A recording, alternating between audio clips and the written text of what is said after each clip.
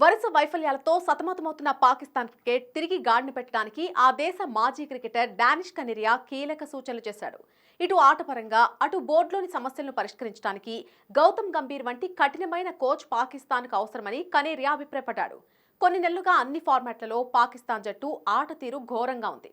One day ప్రపంచ కప్లో దారుణ ప్రదర్శన తర్వాత పరిమిత ఓవర్ల క్రికెట్కు గ్యారీ క్రిస్టన్, టెస్టులకు జేసన్ గిల్లెస్పీని కోచ్లుగా నియమించిన పరిస్థితిలో మార్పు రాలేదు.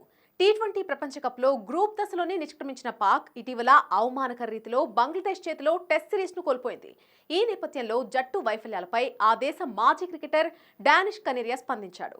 పాకిస్తాన్ క్రికెట్ బోర్డులో ఇష్టారీతిని నిర్ణయాలు తీసుకుంటున్నారు. సమర్థంగా జట్టు నడిపే కెప్టెన్లను తయారు చేయలేకపోవడం, తరచూ కెప్టెన్లను మార్చడంతో జట్టు ప్రదర్శన పడిపోతోంది. సారథులను మార్చే ఈ విధానం పనికిరాదు. ఒక కెప్టెన్ కు కట్టుబడి ఉండండి. భారత జట్టు ఎలా రాణిస్తోంది?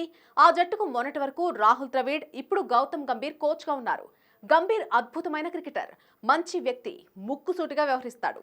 పీసీబీ కూడా ఇలానే బలంగా ఉండాలి. ఒత్తిళ్లకు తలగకుండా ధైర్యంగా నిర్ణయాలు తీసుకోవాలి అని డానిష్ కనేరియా సూచించాడు. గంభీర్ లాంటి వ్యక్తిని కోచ్ గా తీసుకురావాలని కోరారు.